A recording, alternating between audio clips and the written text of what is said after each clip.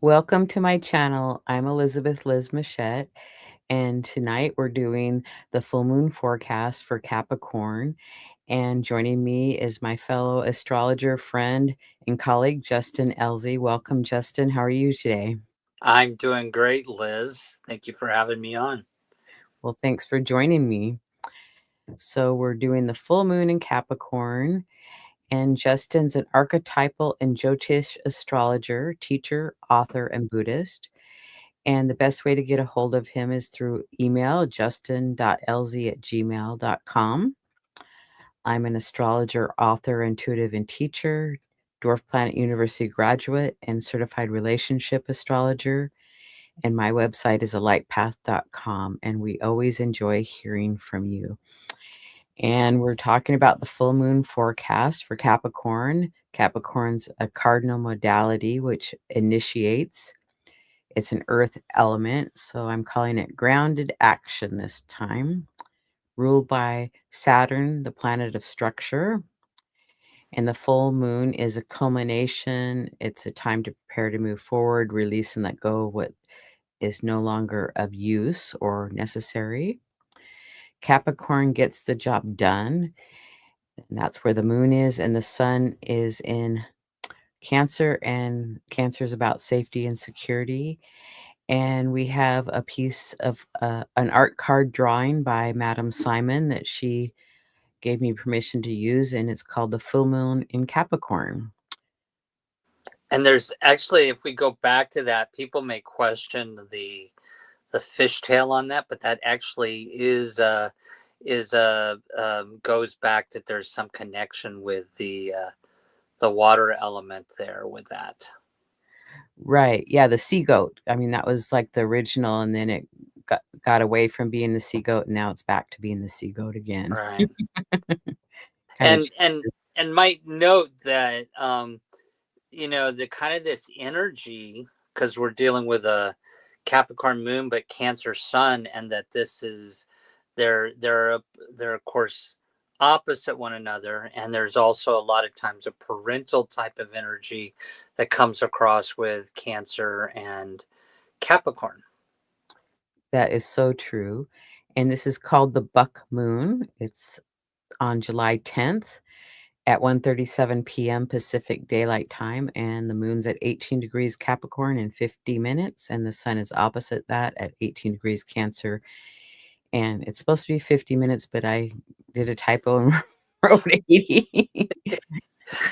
We can't catch everything. And in the chart for Seattle, the sun is in the ninth house, and the sun or the moon is in the third house, opposite. So I'll let you tell us about the Nakshatras, Justin. Yes, so one of the things we always like to bring into the show is the lunar mansions. And I look at the lunar mansions in the Hindu or Vedic astrology, and they're called Nakshatras, because this adds an element, another layer of depth to the how the moon or the sun or any planet will express itself. So this is the sun, and the sun is in a nakshatra. It's called Punarvasu, and it's in the second pada, or um, second section of it. And the ruling planet is Jupiter. The ruling deity is Aditi, the mother goddess. And the symbol is a bow and quiver. And the keyword themes for this sun, it's called the Star of Renewal, is there's going to be themes around resources and power to gain wealth. Of course, we know that the moon is actually in an earth sign, but there is this sort of between the two of them, water and earth, this focus on this particular full moon around resources and this energy to manifest. The basis above is air and wind, and the basis below is moisture and rain. So there's a really good aspect of caregiving and family that's somewhat associated with the sun and Cancer. For the moon, the nakshatra or lunar mansion it's in is Purvashada in the fourth pada, the fourth section. And it's called the Invincible Star, and the key themes here is around mystery and the power to invigorate or to energize. The ruling planet is Venus, and the ruling deity is Appa, the goddess of the cosmic waters, and symbol is the elephant tusk. And the basis above is strength, and basis below is connection. So we see again a very strong earth water thing going on here, the goddess of the cosmic waters, but also the strength and connection that we would see with the Taurus energy. So that is the lunar mansions for this particular full moon. Well, thanks for sharing that with us. And then we have some favorable activities for this full moon, and I'll let Justin share that. So this is a good full moon for traveling, for gardening, because the earth that's associated with the chart, and healing, caregiving and cooking, settling debts, because we are talking a very Capricorn moon here, buying homes and cars, and marriage. As you're going to see that there's a real strong connection with relationships with this full moon, and water activities are really kind of something that's could be good around this particular period of time. So for the chart for Seattle, the ascendant, we have a Libra ascendant circled in orange, and the ruling planet is Venus in Gemini with an orange arrow pointing to Venus in the 8th house. The midheaven is 23 Cancer circled in green, and the ruler of the moon is the moon in Capricorn. They're in the 3rd house because we're talking about this full moon, so very active moon. Then the sun is at 18 degrees Cancer, and it's ruled by the moon in Capricorn. And then the moon at 18 degrees Capricorn, circled in purple, is ruled by Saturn in Aries. And there's an arrow to that. Would you like to add anything? No, you got it. So now we're going to jump into the Sabian symbols. They were channeled in 1925 by spiritualist medium Elzie Wheeler with the assistance of Mark Edmund Jones. Mr. Jones believed Elzie had tapped into the ancient mind matrix.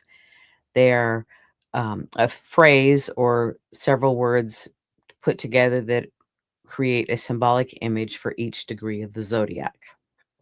Can I add something to that?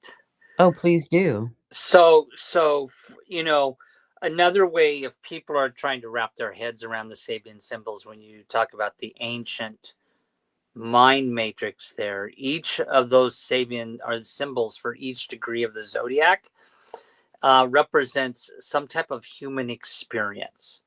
And so there's 360 degrees in the zodiac, so every degree represents some type of experience in our mental matrix that we're in on this planet that we will encounter. And so to those who are watching, that when we look at the Sabians for a particular planet, it informs us some themes that'll happen right around this period of time with that planet, and a combination of themes that'll happen because each of the Sabians we're going to talk about is sort of an experience or theme going on.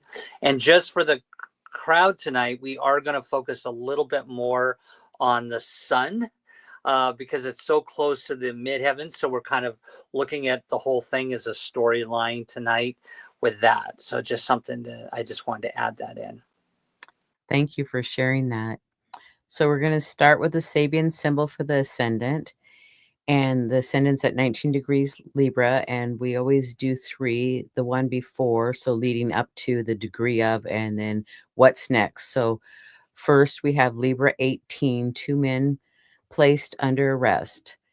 And the keynote is a breakdown in constructive relationships between the individual and society and acceptable results. And the key phrase is facing the consequences. So. And then Libra 19 degrees is a gang of robbers in hiding, protest against disharmonic social privilege, a protest against an imbalanced society. In other sense, the shadow of the ideal of non-possessiveness.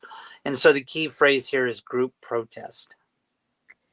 And then Libra 20 is a rabbi performing his duties.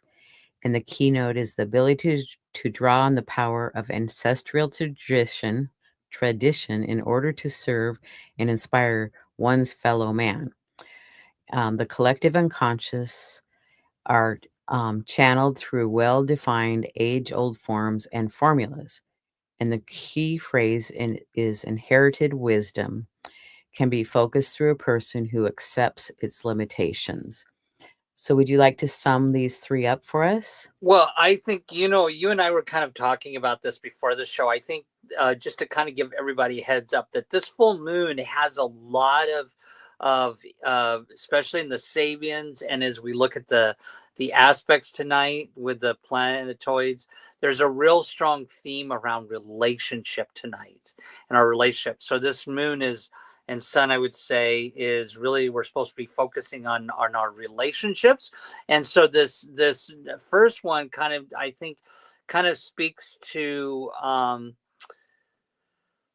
that we have to face some things coming up in our relationships. There's going to be some situations where we have to face something and kind of adhere to our responsibilities. That rabbi performing his duties, as we'll see later, there's another Sabian around a priest performing a marriage, but there is something here to do with ritualization and focusing on relationships. What about you? What do you think? Well, I like that. And it's like Libra 18 and 19 are kind of talking about people that, if you're a robber and you're in hiding and then two men have been placed under arrest, it's like something has occurred that maybe some illegal activity, maybe not, but like there's some undercurrent of change and maybe dishonesty. Yeah. Okay, and tonight we're starting with the Sabian symbol for the sun instead of the midheaven because the sun is so close to the midheaven, and we're going to bridge the sun and the midheaven together and put the bridge in the middle there and connect them all. So we're Yeah. going to start with Cancer 17. Justin, would you like to start, please? Sure. The Cancer 17 is called the unfoldment of a multi-level potentialities issuing from an original germ. What they're talking about here is sort of you know, uh, there's the interior part of a seed is the germ, is what they're talking about here. And so it's the life urge to actualize one's birth potential, the process of germination as it unfolds from the seed, as we're talking about a person. So this is about growth and a process of self-actualization, and really a person fulfilling their divine archetypal role within the collective. And then Cancer 18, a hen scratching the ground to find nourishment for her progeny. I don't know if that's how you say it, but Yeah, progeny, you got it. Yeah. okay. And the keynote is the practical concerns with everyday nourishment necessary to sustains one outreaching activities. And the key phrase is fulfilling of life's responsibilities through growth and abundance.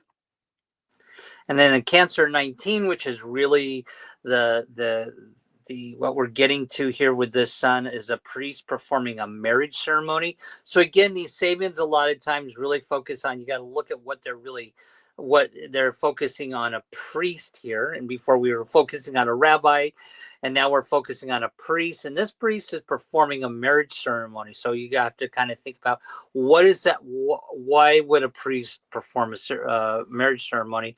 And the keynote here is the ritualization of productive interpersonal relationships.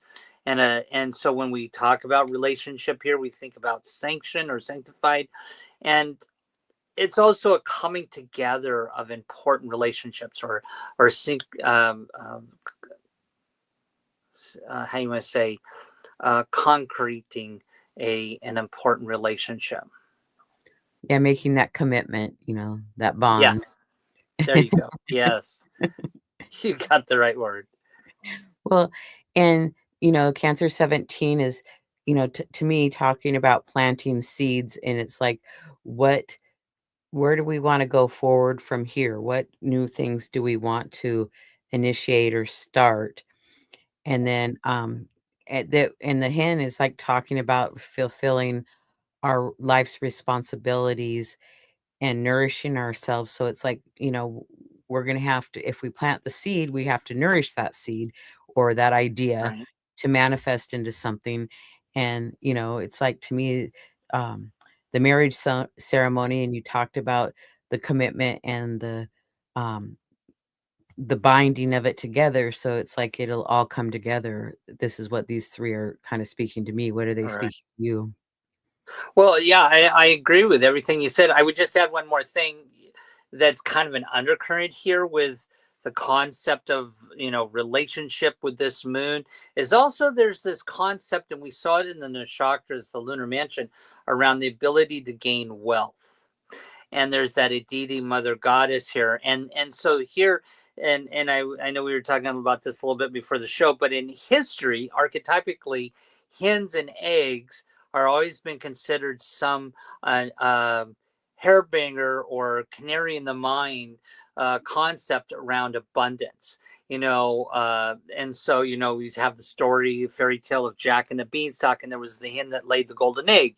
And then, of course, there's in medieval times there was this thought that when the hen was happy, then people would heal easier from their thing. So there is an abundance thing, and you know how we all dealt with the price of eggs, right? So it's sort of that canary in the coal mine thing when we talk about a hen, and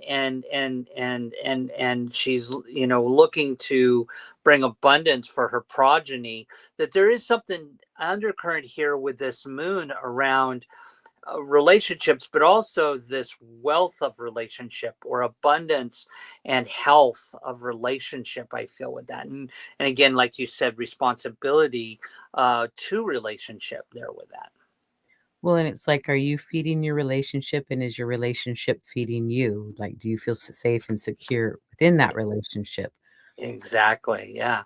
So this is some of the themes we're going to see around this moon. Okay, now we're going to do two Sabian symbol degrees that are connecting the sun to the midheaven. So I'm calling it the bridging. So Cancer 20 is a Venetian gondolier giving a serenade. The keynote is happiness as an overtone of social integration and conformity to customs.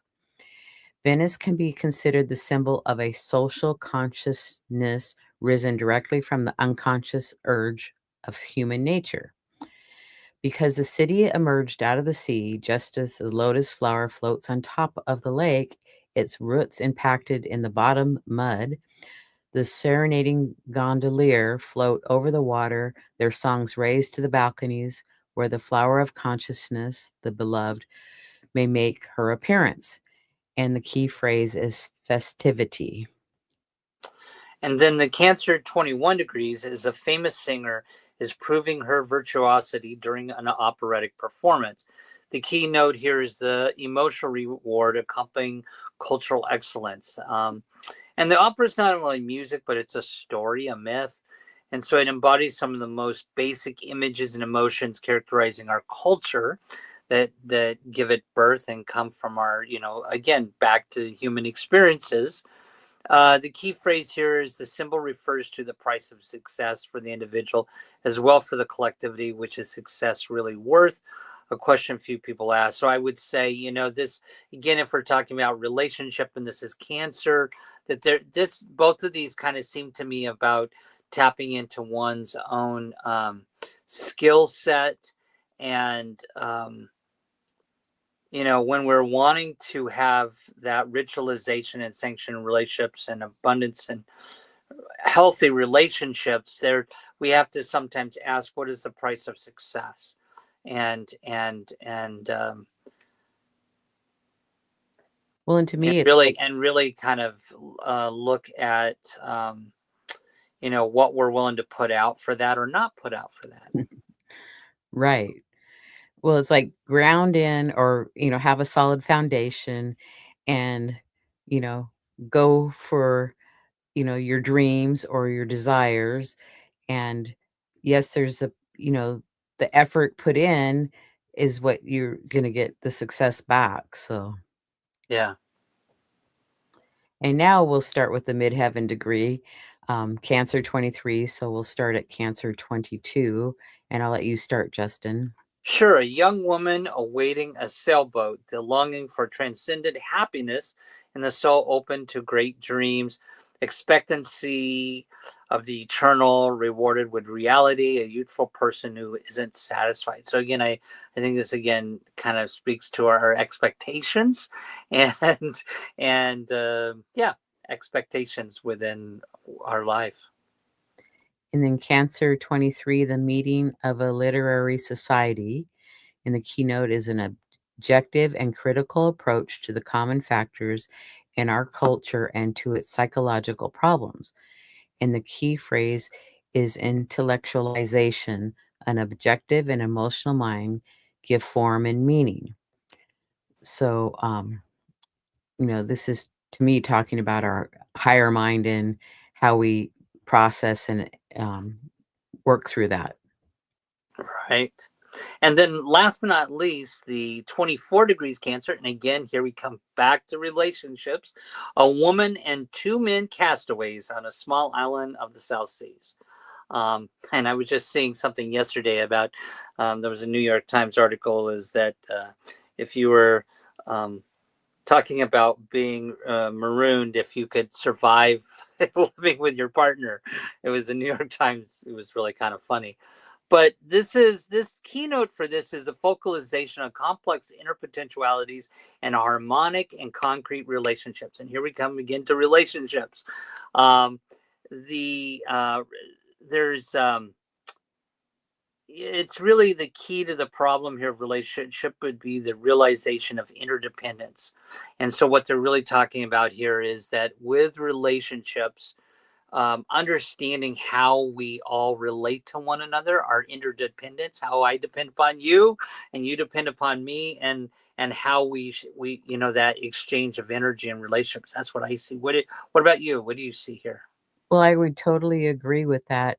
And it's interesting that you talked about the article in the New York Times because when we had COVID a few years back, people were, basically stuck in houses with their partners, and some weren't too happy to be with them 24/7, basically on lockdown. Yeah, it's a reevaluation period for sure. So, and this young person, to me, it feels like um, they're kind of like, ho hum where I grew up, and now I'm ready to go see the world or explore different things. Mhm. And but it's like they kind of need to use, their brain, you know, to intellectualize. But sometimes we need some experiences to get that objective emotional mind. And then Right. the woman and the two men, are they gonna survive? Can they get it together to help each other, or are they gonna be me, me, me, or I don't wanna do anything and you take care of me? Yeah, I agree. Anything else you'd like to say? No, no, I think you got it covered. Okay, and then we're gonna do the Sabian symbol for the moon at 18 degrees Capricorn. So we'll start with Capricorn 17. A repressed woman finds a psychological release in nudism. The keynote, the escape from bondage to social inhibitions and a reliance upon the wisdom of the body. And the key phrase is release from inhibitions, division between soul and body. And then Capricorn 18, the Union Jack flag flies from a British warship. And here we have keynote here is protection afforded to individuals and groups by powerful institutions in charge of maintaining order. And of course the key phrase here is political power, and power is required to maintain social order and relatively personal, interpersonal, as well as international relationships. And then Capricorn 19, a 5-year-old child carrying a bag filled with groceries. The keynote is rising to the occasion when asked to assume social responsibilities ahead of one's normal development. And the key phrase is accelerated growth. And through that, you're expected to assume responsibilities that strain perhaps their capacity. It's like, it's a huge growth spurt, I would say. Yeah, and it's interesting here. I've noticed we got another theme going on here about responsibility with relationships, Yes, yes, absolutely. because we've already seen that once, and a couple other ones where it talks about responsibility. So anything else that you want to sum up? Because I No. know, okay, good. So here we have the chart, and the full moon is at 1:37 p.m. on July 10th on Pacific Daylight Time on the west coast of the United States, and 4:37 p.m. Eastern Daylight Time on the east coast of the United States. And this chart is for Seattle. So the moon aspects we have, the moon is sextile to Juno and the North Node, square Ceres in Aries, trine Mars and the South Node in Virgo, and sesquiquadrate Hygeia. So you can just pick an aspect or two that you'd like to start talking about. Well, I'm going to mention the series little story we were talking about before the show. Is that it just so happens that the Sabian symbol for this series in Aries is the ritualization of relationships. Again, we see that, I think it is at 14 degrees Aries is the ritualization of relationships. And the Sabian symbol is the serpent coiling around the man and the woman. It's sort of a symbolization of Adam and Eve a little bit here.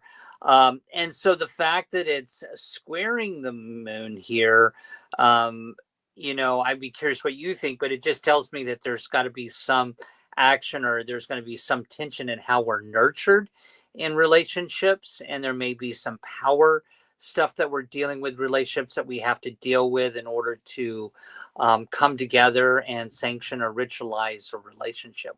What do you think? Well, I would agree with that. And then, Ceres um, basically rules over grains and wheat, and I'm going to say agriculture for that matter. So I think that there's going to be some changes in how we do that. And like I heard the other day, I can't remember what state it was, but the soybean farmers, China has canceled their orders and they don't know what to do now. So, that's a big change. And I know that there's other ones. And since it's in Aries, a fire sign, it could be some droughts perhaps too around um, Right. things. So that's what I would add. And then you want to talk about another aspect? Yeah, the sesquadrate between the moon and Hygeia there, I think is kind of important, because when Hygeia is in Gemini, there's this theme about healthy communications, or not healthy communications happening, and so there are our communications or our thinking, and so I think there is something that comes into play that we have to pay attention to, and bring back into. Um, some sense of healthiness when it comes to our communications, emotional communications with others. Right, because there could be a little bit of tension around that, um, whether it's like you need to speak more or be heard. It could go both ways. So I would agree with that totally. And then we have the sextile to the North Node and Juno, and Juno's the asteroid about relationship. And um, she's still retrograde, but will be turning direct here pretty soon. So that'll change. But our relationships, and then that would be a trine to the North Node. So they're an aspect to each other. So maybe making improvements to your relationships, and that doesn't mean that you let them go. It could mean that you let them go, but it could be that you just have to put in more effort to improve them. Yeah, Because if you know what you want, then you can work on achieving that. And when you make changes, then others make changes too. yeah. And then do you want to talk about the trine to Mars in the South Node? Well, it just again, I think this is something that we're going to talk about on another show about Mars in Virgo hitting that South Node is a really strong need to improve something and to perfect something, improve something, and purge. And so I think this is again is part of one of the themes here around maybe some changes around responsibilities and improving some aspect in our lives. I think, in the West Coast here, of course, it's in the 11th house of community. So this, for the West Coast, there could be people a little bit more focused on community and improving community at this particular period of time. Thank you. And then we're going to go to the other aspects that are in the chart. So we have a grand water trine that goes into two kites.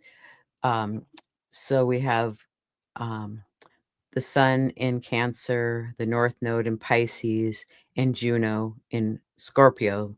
So they're communicating with each other. Would you like to speak to that?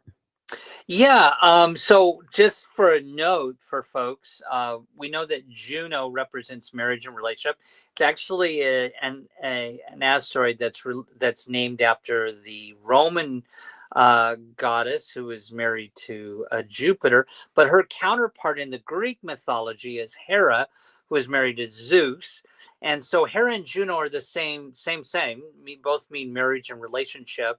And it just so happens, even though we don't have it on here, Hera is actually the same exact degree as the sun right now, so at 18 degrees. So actually, again, it highlights this importance about relationships in this chart with Hera at 18 degrees with the sun trining Juno there. I think again, this is an easy flow, and there it really speaks to the, we were talking about in the Nakshatras about the goddess of the cosmic waters here, and this shows up here that there's this thing about manifesting abundance when it comes to emotional abundance and emotions with our relationships. So I think that, again, like you said, there's an easy flow there uh, between the relationships and emotions within relationships right now. Well, and I would say for people that have been isolating too much, it's time to, find one activity a month to just get out and find community or find some kind of relationship that nurtures you on some level. And it doesn't mean that you have to go out 5 times a week, but, even once a month would be a step in the right direction. Oh, absolutely. And I might note one thing, Liz. I'm not sure if you've noticed this or not, but with clients, with Jupiter this year going through Cancer, um, wherever Cancer is showing up in people's charts, if they have a planet or an asteroid in Cancer, it's bringing out a deeper level of emotions. And so a lot of people are feeling much more emotions closer to the surface. And emotional about certain things right now because Jupiter's transit through Cancer right now.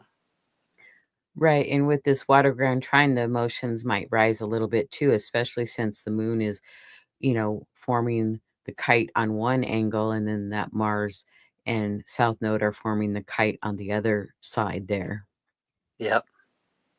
And then we have a mini grand trine with which we've had Uranus and Pluto trine each other and sextile to Saturn and Neptune. And we've talked about that for seems like months now, but anything you would like to say about that for this full moon? Because it's getting a little tighter right now. Yeah. No, I think there's a little bit of with this talent trine. I think because it does bring in the Saturn and Neptune and Aries there. I do think it is bringing out a little bit more of focus on our individual talent and individualization of our talents within the collective. So this could be a good, I think for me, this is a good thing for us exploring our individual talents within the collective and kind of how we're seeing our talents separate from others' talents and making those stand out a bit. Right, being true to ourselves, but still being part of the community. Mm-hmm. Okay, and then we have a cardinal T square, which we kind of spoke a little bit about with that square to Ceres. Anything else you'd like to talk about it being a cardinal T square, or you already said enough? I think we already covered it, that it is highlighting again the whole issue of ritualization of relationship, and how we are you know living with our relationships and sanctioning them, you know. And then Ceres is the focal point of the yod.